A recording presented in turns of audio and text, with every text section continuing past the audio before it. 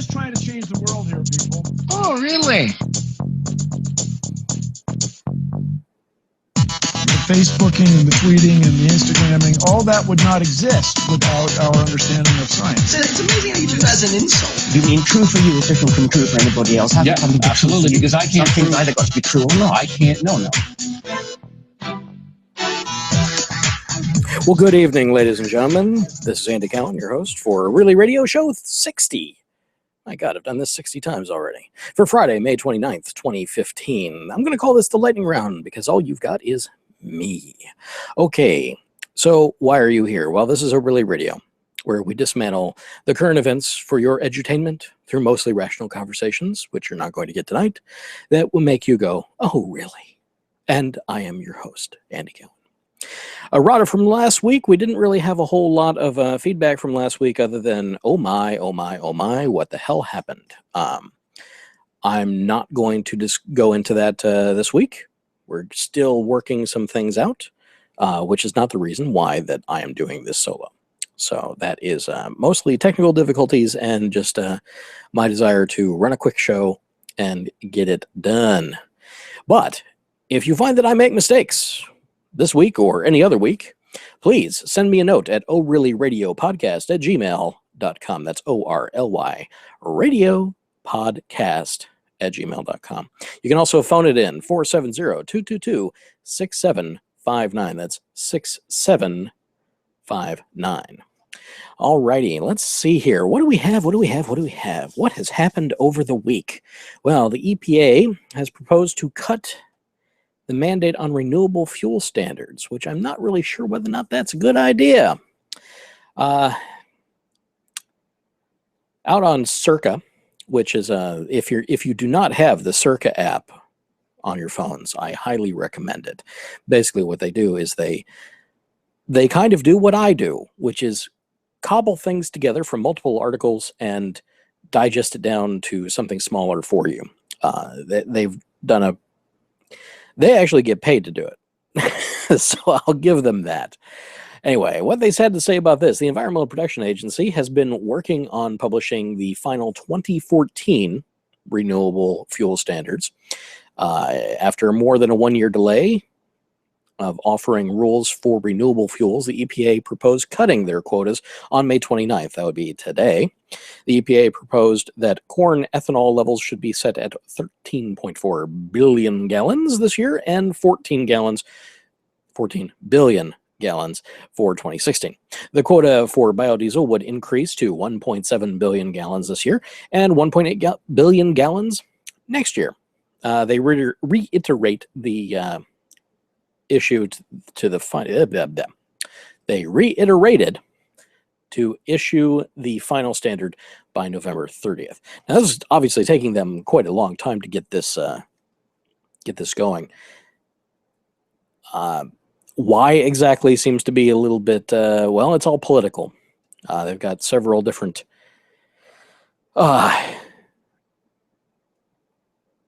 several different sources that are telling them that they need to watch out for the industry regulation. Of course, they're under a lot of pressure politically. Let's see.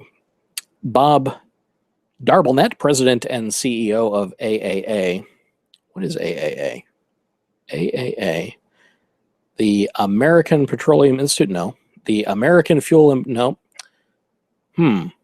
What is AAA? It's not even saying. Oh. It's not AAA, it's AAA. I'm an idiot. There, you don't have to send me that email. I already figured that one out on my own. Anyway, what he said was, quote, "It is not possible to blend the amount of ethanol required by current law given recent declines in fuel consumption, and it is time for public policy to acknowledge this reality. The EPA should lower ethanol targets immediately as part of the proposed 2014 RFS rule to support consumers and promote alternative fuels." Now, of course, I'm a big alternative fuel fan. I think that we need it. I'm really more in favor of alternative electric vehicles, do more zero emission things because we're already past that carbon tipping point. So we have too many greenhouse gases as it is, and it's not about reducing, it's about now removing We have to do carbon negative, not carbon less. So I don't know that that's ever going to happen in our current political climate. But hey, dare to dream, dare to dream.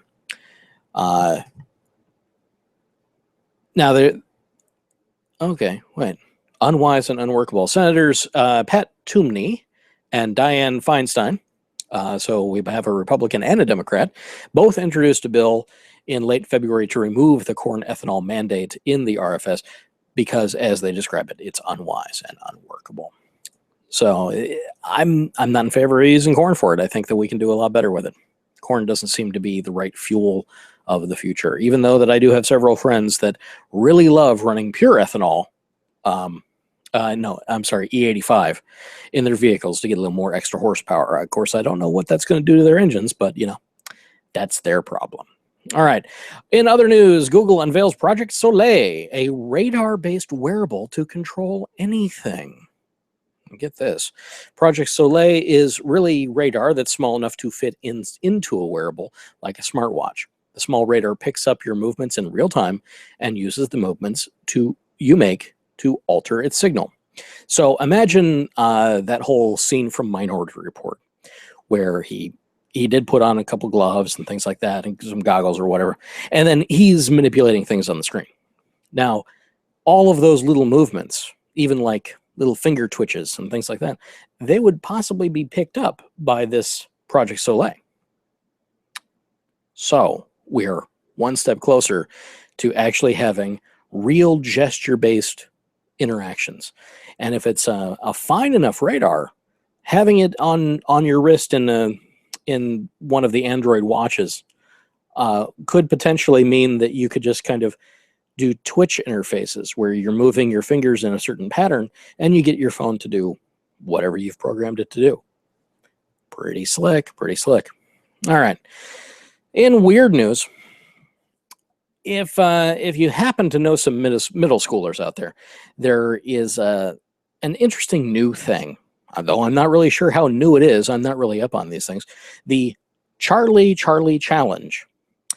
According to the Christian Broadcasting Network, of course, they think this is a demonic thing. But what they say is it involves putting two pencils on a piece of paper in the shape of a cross and writing the words yes and no in the boxes outlined by the pencils. The participants then summon what they say is a Mexican demon called Charlie, attempting to ask him questions for guidance for their lives. Of course, they think that it's a demon because that's pretty much what the 700 Club and Pat Robertson and his Christian Broadcasting Network do. They think everything seems to be a demonic possession of some type.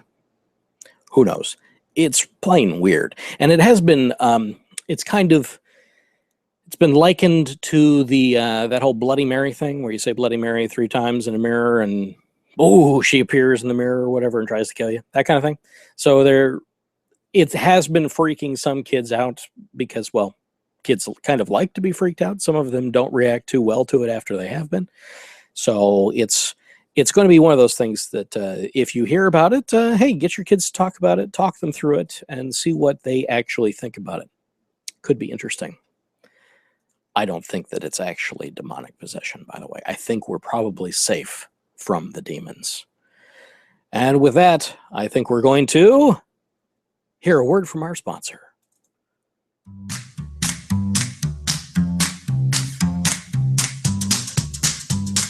Are you annoyed by misinformation spreading like crazy, and you want to stop the flood of nonsense coming from all directions? Go to Wikipedia, as do all those millions out there. Did you know there's an edit button on all Wikipedia articles? Why don't you go and hit that button to start making the world's largest online encyclopedia a more reliable source of information? If you're specifically interested in skeptical topics, come and join us at Guerrilla Skepticism on Wikipedia, an international endeavor to change the world for the better, word by word. There are many ways you can contribute. You just need to start. You speak several languages, all the more reason to join us. We provide training and all the help you need. If you want to make a change, there's a nice community waiting for you out there. Contact us at gsowteam@gmail.com. Visit our website, that's guerrillaskeptics.com, or check out the Guerrilla Skepticism on Wikipedia Facebook page. All right, and now we are into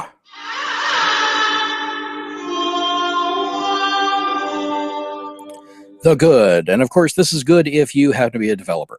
Very recently, Google had its Google I/O Developer Conference. That's their Google I/O 2015. And the folks out at the Next Web did us a favor and compiled all the cool stuff into one document. So I'm going to give a quick read through of that, because this is all the good news that I could really find that is summarily good at this moment. All right, so let's see. In case you noticed, there is a keynote, so we could actually watch that too, but we're not going to do that. All right, Android M. Kicking off the keynote, Google Senior Vice President Sundar Pichai announced that HBO Now is officially on the Play Store, before bringing VP of Engineering Dave Burke out to talk about Android M, which is, of course, the next version of the Android operating system. Now, this is a developer conference. You're not going to see Android M on your phones for a while. All right? Just keep that in mind. Now, if you do happen to have one of the Nexus devices, you're going to get it a lot earlier, but if you have one of those, you already know that by now. All right. The first new feature of Android M is app permissions, simplifying what data users allow apps to access. In this model, apps on Android M will no longer ask for a lengthy permission list upon installation, but instead prompt the user for permission when the app needs to use the feature, i.e. camera or microphone. Oh man, that granularity is going to be so good, because there's so many of those little applications that it'll just randomly use your microphone, or it'll randomly try to access your contacts. And it's like, you know what? No, I don't want you to access the contacts ever. I just want you to do this other thing. Now, mind you, that may break the app. It may really decide that, no, in order to continue, I have to do that. And then, well, your mileage may vary. We'll see how app developers actually integrate that feature in there. Linking Chrome custom tabs. I believe this is a new add-on. Let's see. Allows developers to add custom features that overlays on top of apps. For example, the Pinterest app can add custom transition animation to link to the web directly within the app. There's also a new app linking feature that will allow apps to verify links to switch from app to app quickly. So that's definitely going to be a much smoother process if you've tried to go back and forth between multiple tabs and different, well, not tabs, browser sessions on your Android phone or tablet. It's kind of a pain. And sometimes on certain devices, those tabs will just close and they'll just go away. So you may just not have enough memory or processor to handle all that. Okay, there's also a new dosing feature, which is designed to help save battery life when the device's motion sensor is stagnant. Now, not all phones have a motion sensor, but they should all at least have the Z-axis, the XYZ gyroscope, which I suppose they would probably use as the motion sensor. Certain phones like the Moto X series, they also have a different built-in motion sensor, which is a little more robust. So when the device is stagnant, not moving, like just sitting on your table, it is going to use less power. Alarms and notifications will still push to the phone in this state. However, meanwhile, Google said that Google is also going to be unveiling the USB Type-C connector, which is what we're seeing on the latest Chromebook and the Chromebook Pixel, and also on the MacBook. Those were the first devices to come out with the USB Type-C connector, which is, if you have not seen it, you probably ought to go look that up. But it's very similar to the micro USB connectors that you're currently using on your phones, but it can go in up or down and can also deliver a lot of power, which is very handy. So it's going to be a game changer. It's going to be a game changer. We're going to see it on everything, which is fantastic. All right. And also, Google says apps will now learn your sharing behavior to see who you share content with the most based on which app you're using. I'm not sure what kind of metrics they're going to do, but of course they have become a big data company, so all that's going to go into the cloud somewhere. The Android M developer preview is available today for Nexus 5, 6, and 9, and also the Nexus Player, which is the one that attaches to your TV. Google unveils Android M. And HBO Now is headed to the Google Play Store. So for those of you with an HBO subscription, that's going to be fantastic for you. Android Pay. Google says in its keynote that it will expand Android Pay by partnering with mobile providers to pre-install the feature on new devices. Partners include T-Mobile, Verizon, and AT&T. To authenticate payments, you can use your fingerprint to verify your identity on phones that have fingerprint sensors. So we're probably going to see much more of that as the newer devices come online. So fingerprint functionality will be built in straight into Android M. It's going to be baked right in. Okay, on to Android Wear. Some new Android Wear updates will include the always on feature to keep apps on the screen so information is always glanceable in a low power black and white mode. Users no longer need to tap the screen to wake up the app. This has been a problem with certain things, like if you're in the airport trying to get your boarding pass on your phone and then your phone goes to sleep or whatever, and then you bring it back up and you want to just see that app again, but it went back to the watch interface. Of course, it's a watch. That's kind of what you'd want to do. But in this functionality, what you absolutely have to have available at your fingertips is right there. So that's going to be a big plus. Also, new wrist gestures, such as flicking up and down to scroll, is added to help in case your hands are full. You can also draw emojis on Android Wear. I'm not sure why exactly you'd want to do that. I suppose it's gimmicky and great for kids if you're feeling adventurous with your artistic skills. At this time, Google says there are approximately 4,000 apps designed for Android Wear. So that's a lot more than I thought, but I'm not terribly surprised. This is basically just another level inside apps that you may already use. They may just have an Android Wear function built into them someplace. Oh, Internet of Things. That's their next topic. Google is fully using its Nest acquisition. If you're not familiar with Nest, they're the makers of the smart thermostat and also the smart smoke detectors. They did have a bit of a kerfuffle when their smoke detectors would automatically silence themselves detecting erroneous motion, because you're supposed to be able to, like, imagine you're in your kitchen and you're cooking. You have not actually set anything on fire, but you have managed to trigger your smoke alarm. And instead of trying to get up on a ladder or something and press the little button to make it shut up, it had a feature where you could just wave at it. It's like, no, stop, go away. That broke. That was apparently a bad thing and would silence itself too soon. So it was a possibility that it would not actually fire off in a real emergency, which is a problem. So, but that feature was removed and things are progressing nicely. After that, Google bought the whole company. So they have smart learning thermostats and those, the smoke detectors, as I was saying.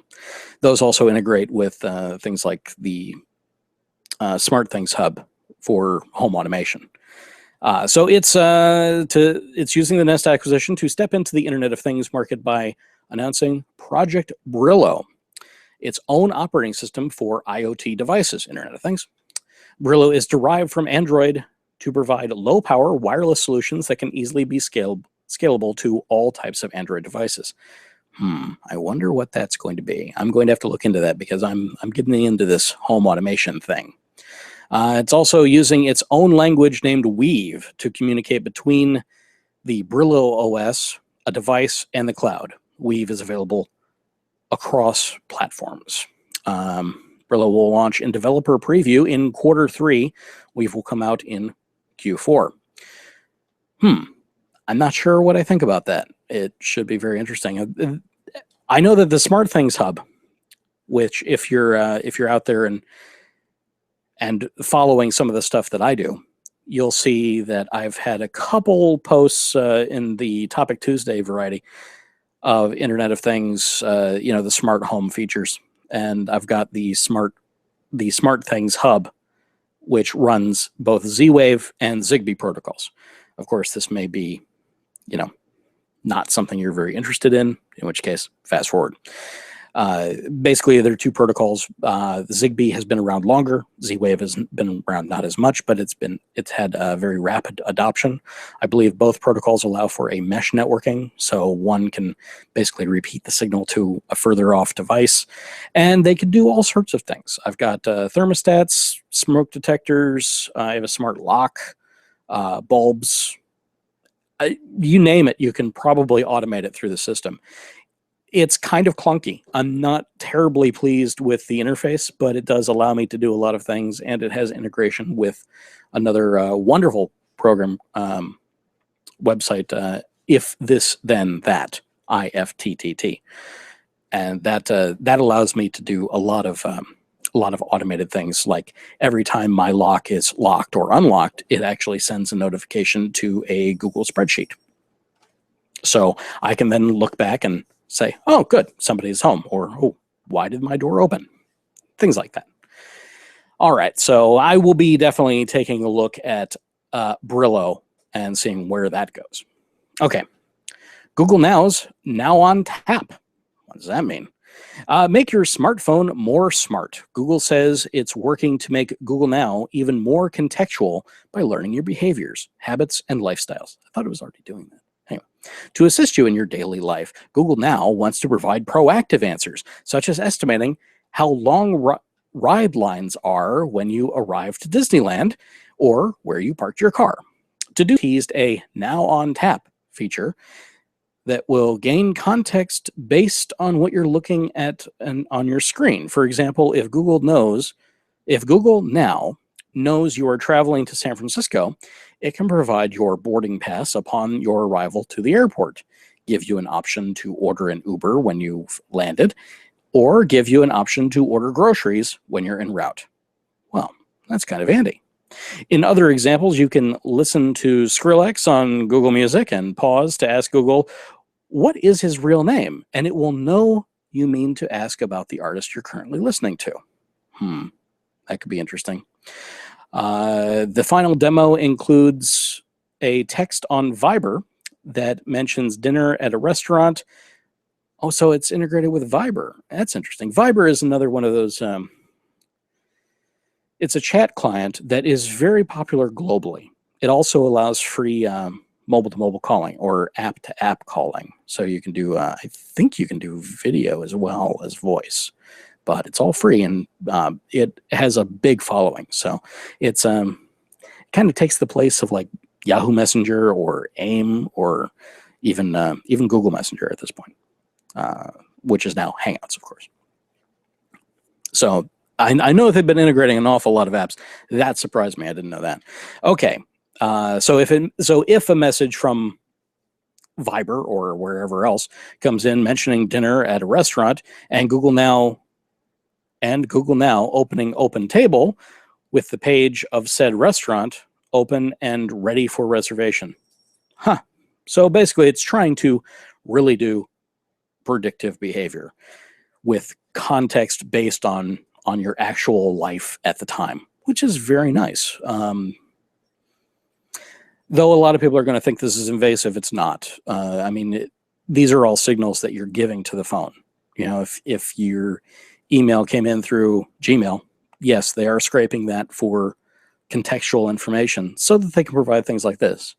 But it's all algorithm based, so don't worry about somebody actually looking at it. Nobody's looking at it. They're just trying to provide you with the best service so that you continue to use the products and continue to see their advertisements and things like that so that they can continue. It's a good business model. And if you don't agree with me, please email me, orlyradiopodcast@gmail.com, or give me a call, 470-222-ORly, ORLY. All right, Google Photos. I did notice that this just came down as an available option on my phone. Okay, we all take way too many photos, says Google. So its solution is Google Photos. The app will help you back up your photos unlimited and free. Unlimited and free, and allow you to browse photos across a timeline. Additionally, you can also sort your photos based on people and places without needing the user to add tags. So basically, it's using the metadata from your camera and your GPS location to figure out where those were. It may also be scraping the image, like if it sees the Eiffel Tower, it's going to know it's the Eiffel Tower. It's getting smart enough to do that. They've had great facial recognition for a long time, but it creeped everybody out, so they kind of backed off a little bit. But they've got it. All they have to do is turn it on. Finally, you can use Google Photos to make videos and collages based on suggestions the app gives according to location and date. You can also auto-create a movie based on recent content as well. Of course, you can edit the content before you share. I've seen some of this before. They've been rolling this out slowly. This is definitely an iterative product. They've been doing that a lot with the Google Hangouts and Google Plus. So this is kind of being the photos features that were in Google Plus that are being broken out into a separate app, which is great. Now, the thing about the unlimited and free, it is not unlimited at full resolution. So if you're concerned about the highest resolution available, you're still going to need to use something else. I would recommend probably, let's see, that one that Yahoo bought, Flickr. Yeah, Flickr gives you a free terabyte, which is an awful lot of space. And they allow you to upload the full image, and then it automatically scales them down to different resolutions, if I'm not mistaken. It's been a while since I really dug into the program. But basically what they do is Google has had an auto-enhance feature for uploads of its of photos for quite some time. And they do a pretty good job. Every now and then you'd see things like, if it was around Christmas time, you'd see like a little snow globe kind of effect, a little snow coming down in the background of the picture. Really neat algorithmic stuff that they were doing. But basically, it's not going to be at full resolution. It's going to be at a very high resolution, but it's going to basically turn what was a high-res image into something that is a smaller, more compressed JPEG for use on their service. But as long as you enable that, there's no limit. And that is that's not bad. That's not bad at all. I still recommend that you upload to more than one service, just because who knows, maybe Google will go away one day. I doubt it, but maybe they will. So, or maybe they'll change their terms of service. So you're going to want it in more than one place. And there's a lot of programs that allow you to store them in more than one place. OneDrive, Dropbox, Box, Flickr, all of them will allow image upload automatically as soon as you have the app on there. Just enable it. Okay, so that's available today, so you could find that in the Google Play Store. Offline connectivity. Ooh, this is a good one. Because Android is available in so many parts of the world, Google talked about its efforts to make its app available in countries where internet is limited. For example, it launched YouTube Offline in developing countries in the past few months, as well as offline support for Chrome. Today, Google has introduced offline maps, allowing you to access Google Maps location, search, and directions without requiring an internet connection. It can also aggregate reviews, so you can access this information entirely offline. Offline maps will be available later this year. That'll be nice. That'll be really nice. Okay, developer tools. Let's see. This isn't going to be nearly as interesting for everyone, especially since it was a developer conference. But let's see. Google quickly moved back to talking about developer stuff, including Android Studio 1.3 Preview and Polymer 1.0. Android Studio offers full editing and debugging support for C++, and developers can access various SDK or software developer kits via the CocoaPods. That's interesting. That's apparently that's a website. I'm not sure exactly what you'd have to do. Okay, but I'm also not a developer, so take this with a grain of salt, and feel free and correct me. Send me an email. Additionally, Google will launch Cloud Test Lab to help automate app testing across 20 devices to provide crash reports. Oh, that's handy. Google also launched cloud messaging to iOS, allowing users to subscribe to topics so they will receive only updates that are relevant to them. There are also a ton of new mobile ad tools. So yeah, it's all about advertising. And then you can also test out your Play Store listing to see which graphics or copies work best for you. Speaking of the Play Store, Google is reorganizing the way it displays search results. For example, searching for shopping no longer brings up the most popular shopping apps, but relevant sections from such as coupons and fashion. Well, that's nice. For parents, they can look for a Family Star badge to find content that's kid-friendly.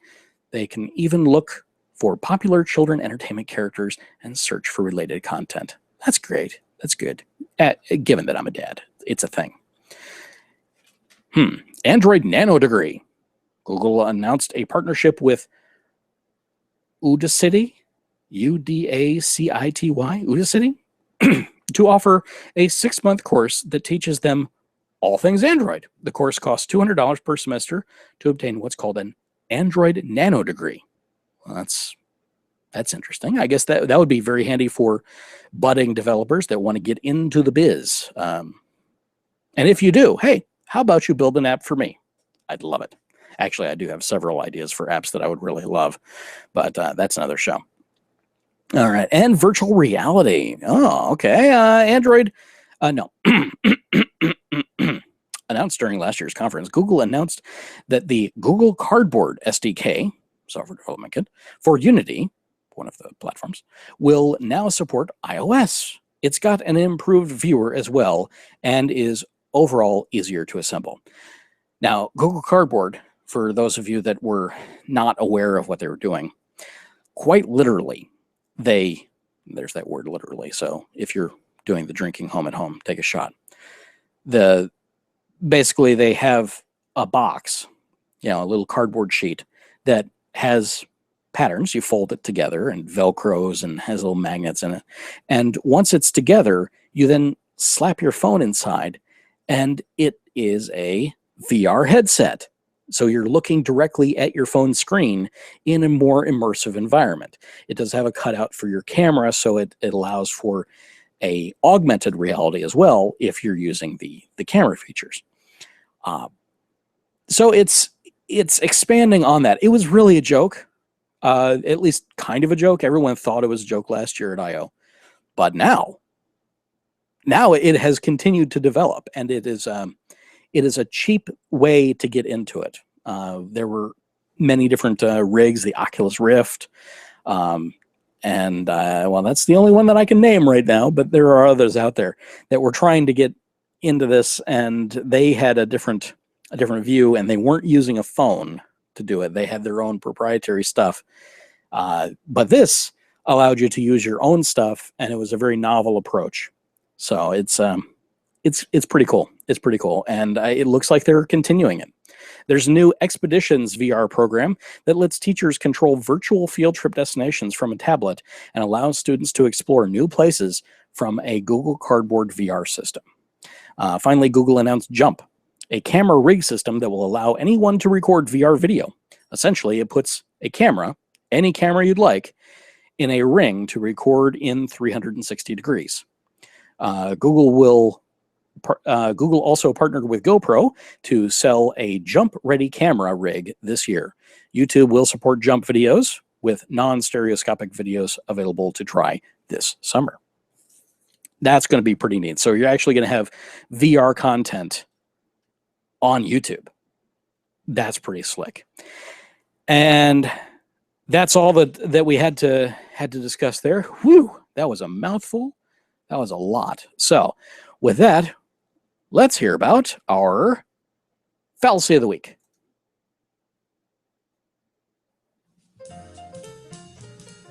Hi, I'm Christina with this week's ORly Radio Logical Fallacy. Slippery slope. You said that if we allow A to happen, then Z will eventually happen too. Therefore, A should not happen. The problem with this reasoning is that it avoids engaging with the issue at hand and instead shifts attention to extreme hypotheticals. Because no proof is presented to show such extreme hypotheticals will in fact occur, This fallacy has the form of an appeal to emotion fallacy by leveraging fear. In effect, the argument at hand is unfairly tainted by unsubstantiated conjecture. An example, John Joe asserts that if we allow same-sex couples to marry, then the next thing we know, we'll be allowing people to marry their parents, their cars, and even monkeys.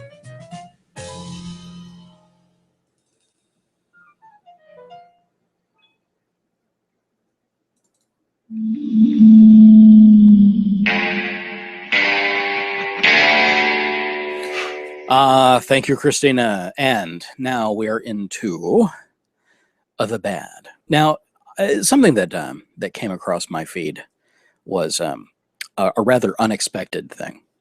I hadn't really thought about it, and I wanted to at least bring it to my listeners' attention. The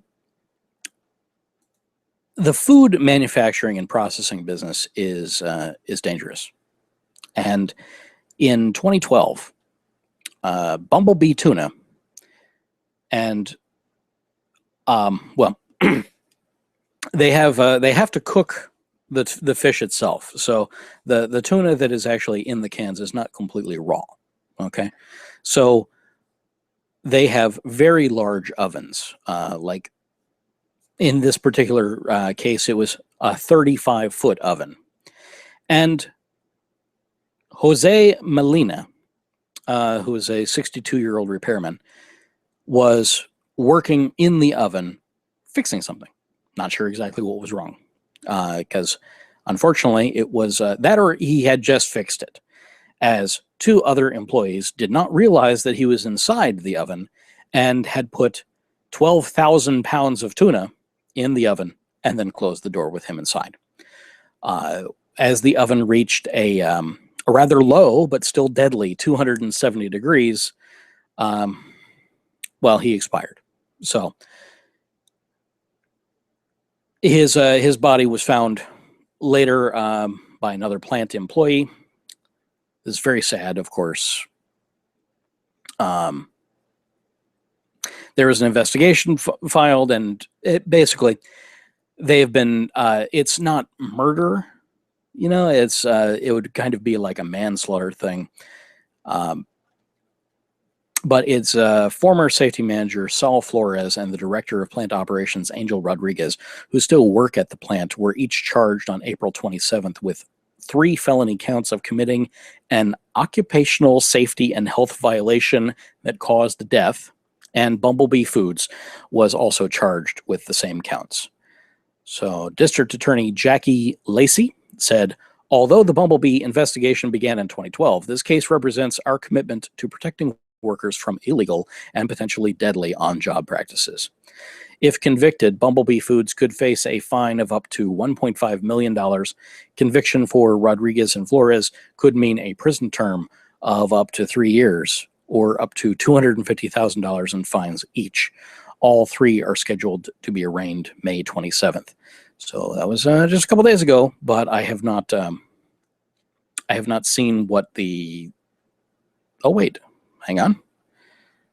There may be a follow-up. No follow-up there. It's dangerous out there. Make sure to follow all your safety procedures. Make sure to look around you. Make sure to to get people out of harm's way. Be safe out there. You do not exist in a vacuum. There are other people around you, and just be safe. That's all I can really tell you. I hate to see things like this happen. When I was working for a company building Jurassic Park for Islands of Adventures here in Orlando, during that summer that we were building, there were several deaths of heat exhaustion. And we were all very aware of how deadly that situation was. And of course, every death and every injury was one of those real learning moments. And you do take that home with you. You realize. But it's hard when you're in the moment. So just always try to be aware of your surroundings. It is hard, especially in the case where you're working in construction. There's a lot of things that can affect you, especially in my case, it was heat exhaustion. There were so many people out there, and it was 110 degrees. There was no shade. We took down all the trees to make everything happen. There was not enough water. No one could get the right stuff that they needed unless they brought it in with them. And if you're just a little bit careless, you forgot to bring your banana so you'd have enough potassium to keep your brain working right, you may forget to go do something and heat stroke very shortly thereafter. Or you might start to get woozy and pass out and fall off a rig.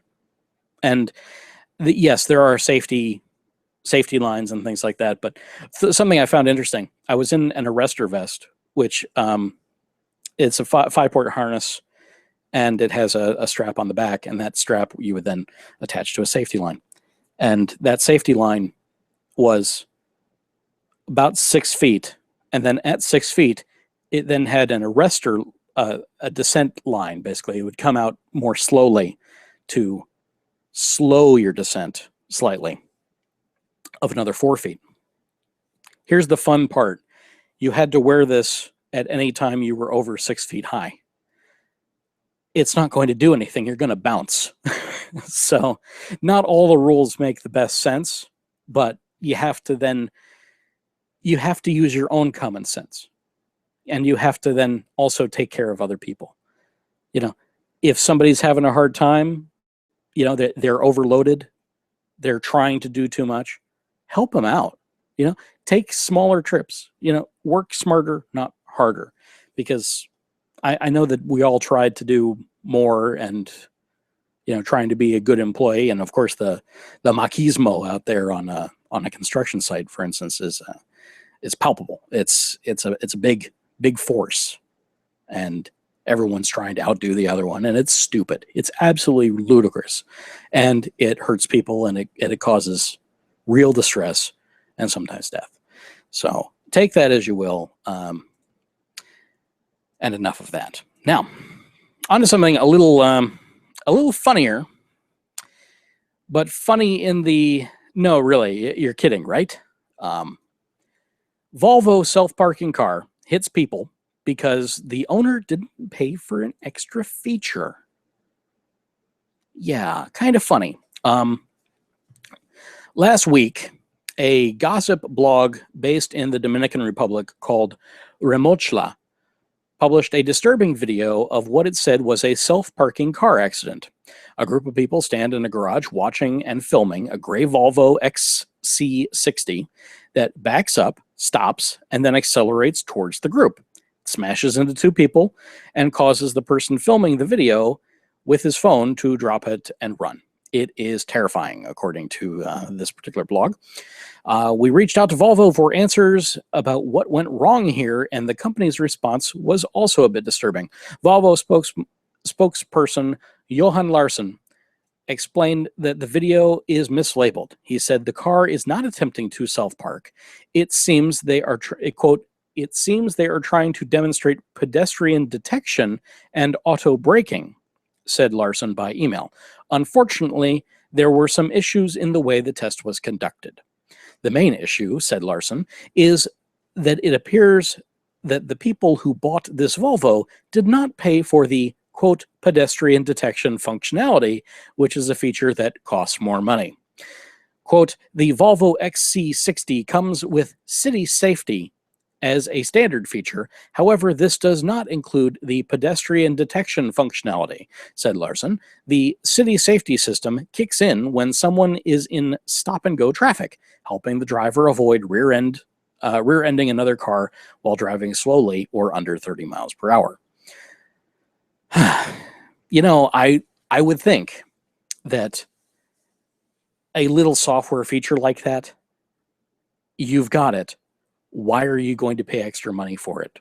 Why would they even go so far as to not put that in and now get this negative publicity?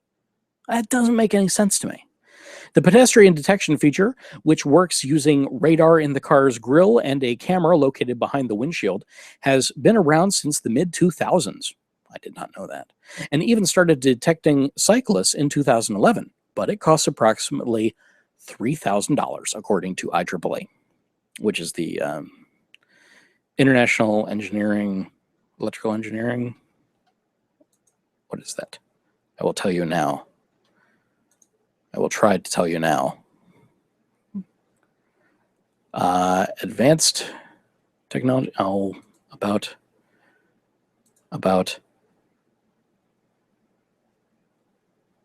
Stands for Institute of Electrical and Electronics Engineers. I knew it was something kind of simple like that. Okay. Sorry. All right. But even if it did have the feature, Larson says the driver would have interfered with it by the way they were driving and accelerating heavily towards the people in the video. The pedestrian detection would likely have been inactivated due to the driver inactivating it by intentionally and actively accelerating, said Larson. Hence, the auto braking function is overridden by the driver and deactivated. Huh. Well, that's interesting. Apparently, no one was actually seriously injured by the car striking them, since they were right in the way and all that. But again, this seems like something that, if you've got these safety features and it's just a software component, put it in the system. Don't even put yourself up for this kind of negative publicity. I mean, certainly I didn't know about this, and now I do, but is this the way I should have found out? I don't think so. I don't think so at all. If you think so, please give me an email, orlyradiopodcast@gmail.com. And let's see. Oh, yes. This is for my very good friend Z. A recently discovered wasp species named for a Harry Potter creature. It is known as the Dementor wasp. If you have not seen the Harry Potter series or read the books, then you aren't going to know what we're talking about. But the Dementors are ghost-like creatures that basically suck positive feelings away from you, leaving you nothing but an empty shell, a soulless being or something. So according to this article on IFL Science, you know what that means, these awful creatures have now made the transition from fantasy to scientific literature, and they are now the namesakes of a newly discovered species of cockroach wasp. Oh God, it just gets worse. The name Ampulex dementor was chosen through public voting and has been described by Stephanie Krauss and her team on the Natural History Museum in Berlin. The paper has been published in PLOS ONE. The wasp, native to Thailand, has bright red and black coloring. It is one of over 200 species of wasp, which reproduces by way of, get this, a host incubator. And this species chooses cockroaches. The female lands on top of a cockroach, and using its stinger to inject neurotoxins directly into the roach's head, the cockroach immediately takes on a zombie-like obedient state, following the wasp back to her burrow, where she lays her eggs inside the cockroach. The roach incubates the eggs for a few days until it hatches. The larvae then feed on the roach until it is old enough to go off on its own. With the reproduction strategy like that, it's no wonder that a Dementor was chosen by museum visitors. There are some various options, but yeah, wow. So it is creatures like this, actually, that were highlighted in Darwin's On an Origin of Species Evolution by Series of Natural Selection, where he found that, that was the life cycle of certain insects, and it affected him. Let's look at it that way. It affected him greatly and caused him to truly debate the nature of his own faith as he was about to go into the clergy when he was given the opportunity to sail on the Beagle. Okay, and that's enough of that. And let's see. Oh, yes. Well, I guess we have another break. Here we go. Hi, ORly Radio listeners. This is your host, Andy Cowen, calling my voicemail to make sure that it still works. Please consider calling us, 470-222-6759. Bye.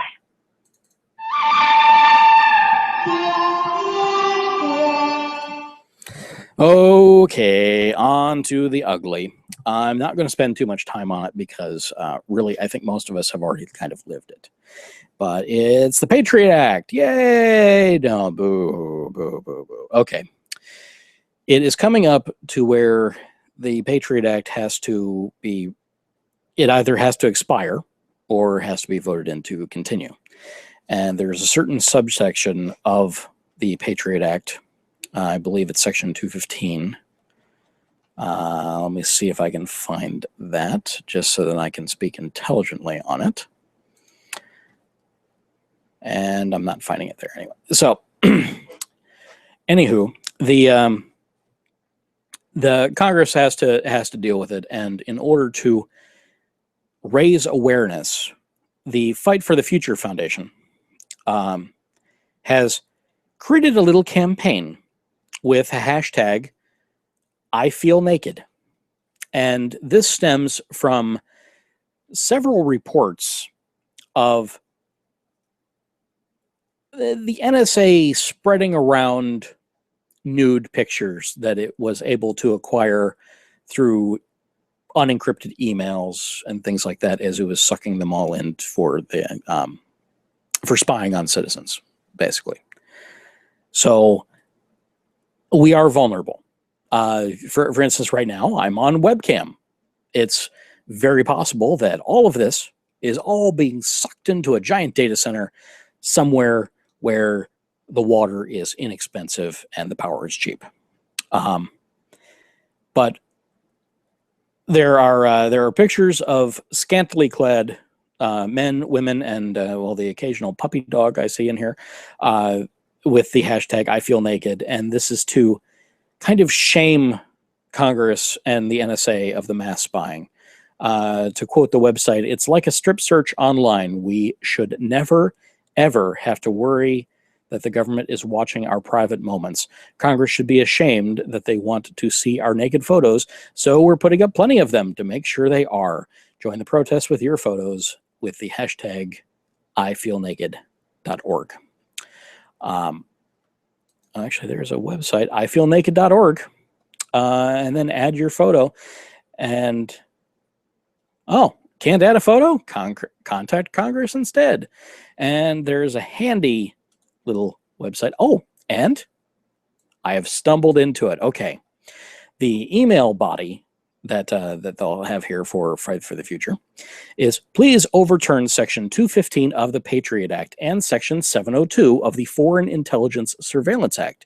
These legal rules have been twisted by government agencies to allow mass spying of U.S. citizens without a warrant or any suspicion of wrongdoing.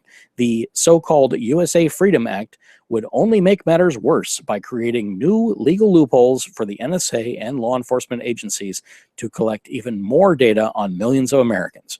I'm calling on you to oppose the USA Freedom Act and to let the Patriot Act expire and end mass surveillance by the U.S. government. I think that's a great idea. And, you know, while I'm here, putting my name in the hat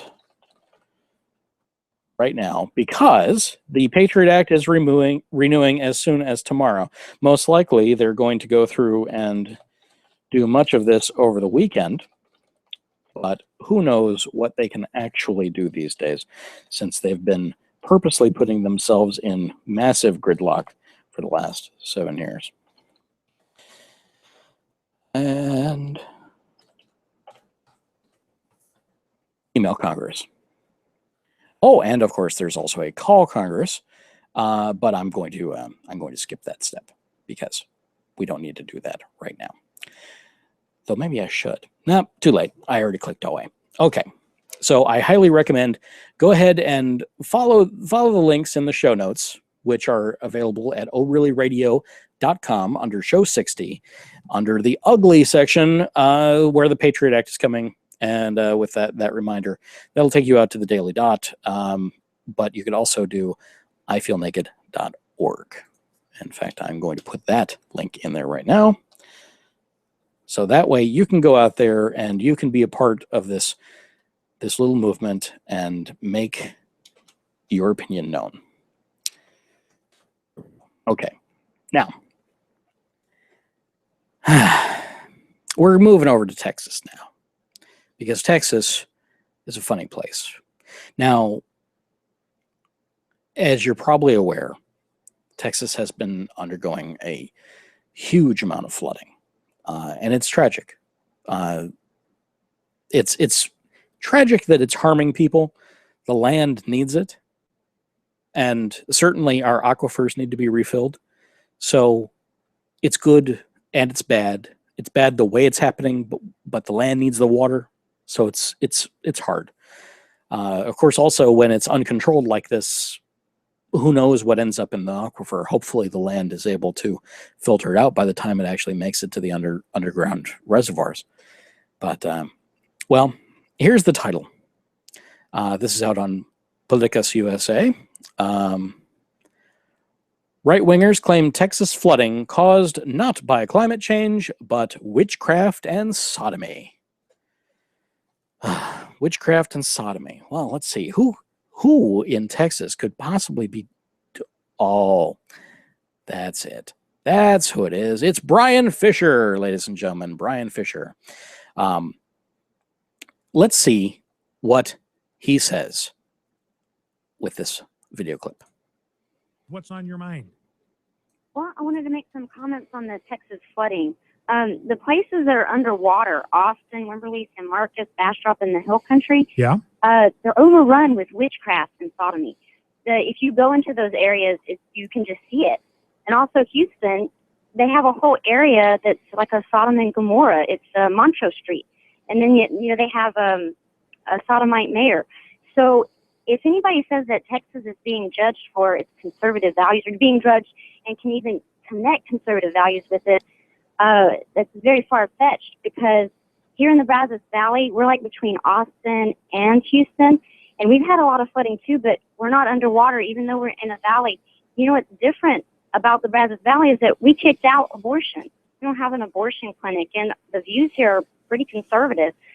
So I just find that very interesting. I believe if God's judging Texas, it's because of the witchcraft and sodomy that we've allowed to run rampant. So, okay, Rebecca. Well, listen, I appreciate the call. And Rebecca's point is, look, if you're going to attribute what's happened, the flooding in Texas, to some kind of supernatural cause, is you can make a geographical connection between the flooding and the practice of the occult and witchcraft and the embrace of homosexuality. That's where the disaster is being felt the worst. So that's an interesting thing. And of course, I'm not saying this is what's happening in Texas, but Sodom and Gomorrah, that was a natural disaster, and it was very localized. I mean, it's probably volcanic activity, but it wiped out those two towns. It didn't wipe out the entire region. It just wiped out those two cities where homosexuality had been embraced. So that is Rebecca's point, that if you're going to make a case that there's some kind of supernatural origin to this natural disaster, that probably be the place to look.